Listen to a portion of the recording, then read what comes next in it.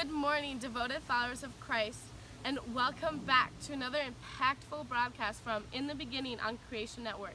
I'm your first woman, Eve.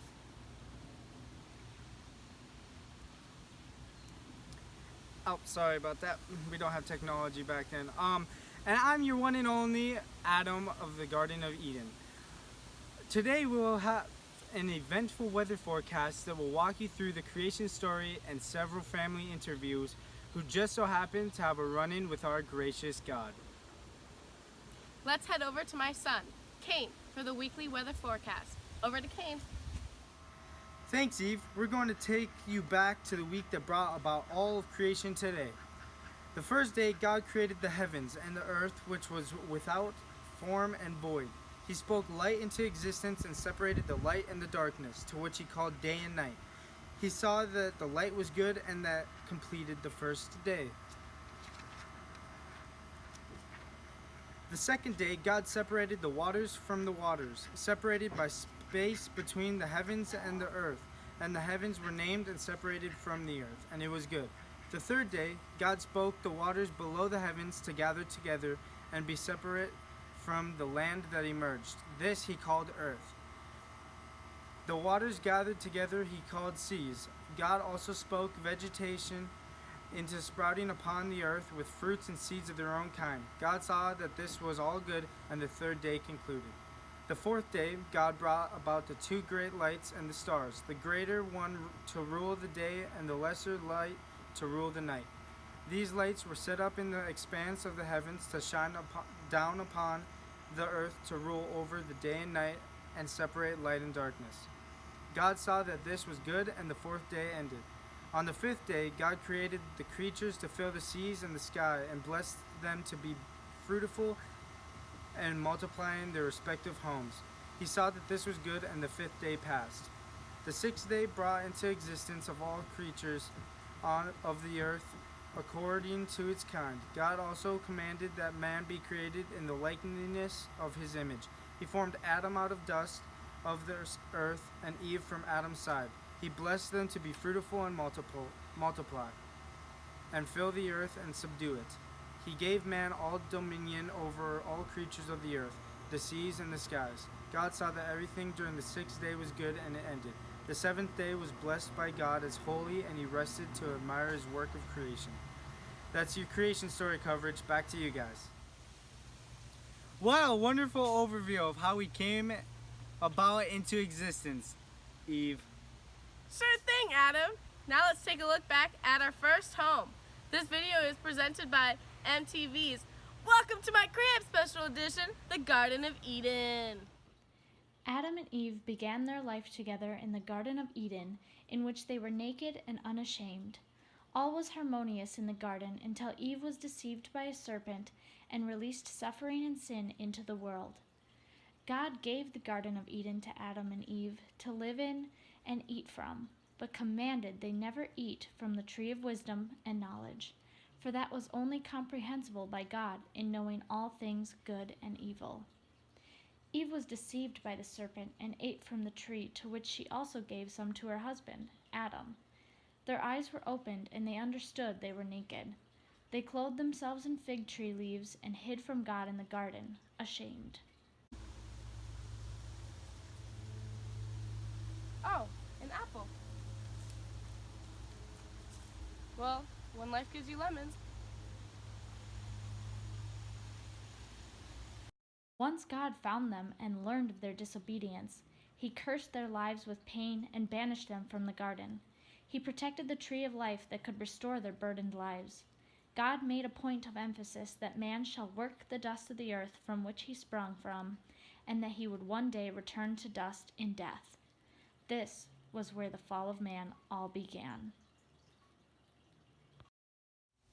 Let's continue our trip down memory lane and learn more of our family history, the birth and death of our sons, Cain and Abel. Check out this exclusive interview with Cain. Where'd he go? So, Cain, tell us about your family. I was the firstborn of Adam and Eve once they were cast out of the garden. Abel, my brother, was born shortly after. I was a farmer and Abel was a shepherd. How was your relationship with your brother growing up? It was rocky. We gave offerings to of yields to God, and that's when things really escalated. God took Abel's offerings with grace and blessings and had absolutely no regard for my offerings. How did it make you feel? It angered me a lot, so much that I killed my own brother. God did not take kindly to my evil act, and he cursed me for the remainder of my life. I fled from home of fear after that.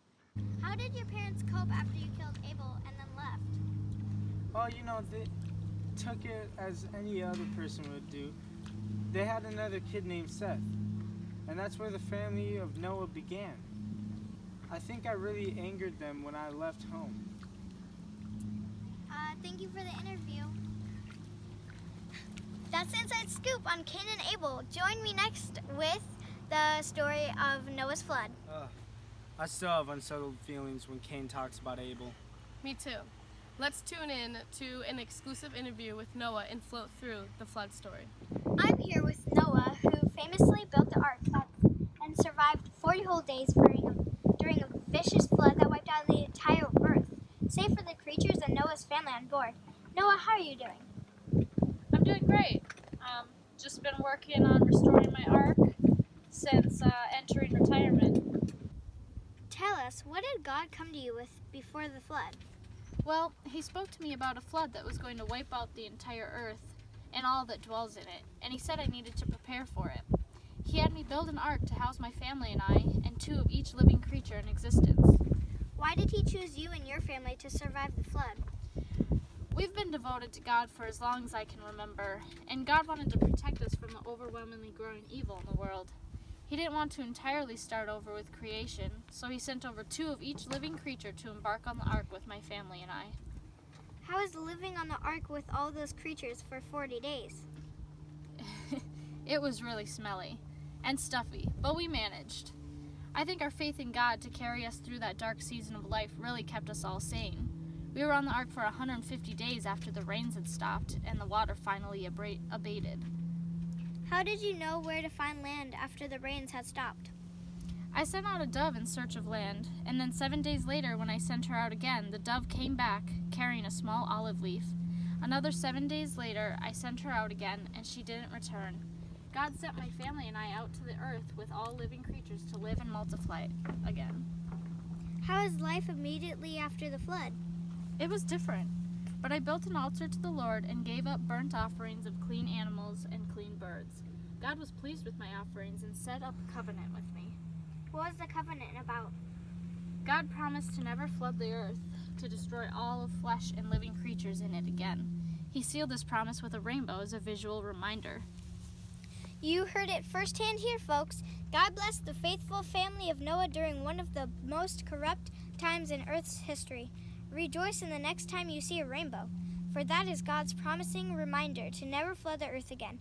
Back to our anchors. What a great story to look back on, right? Indeed it was. As you and I know very well, human corruption is inevitable, Eve. Do you hear that? Breaking news! We have a reporter on site at the Tower of Babel, where people are in an uproar with the scrambling of languages. Ooh, scramble. I love scrambled eggs. Thanks, Adam and Eve. I'm here now at the Tower of Babel, where chaos has broken free. Here with me now is Nimrod.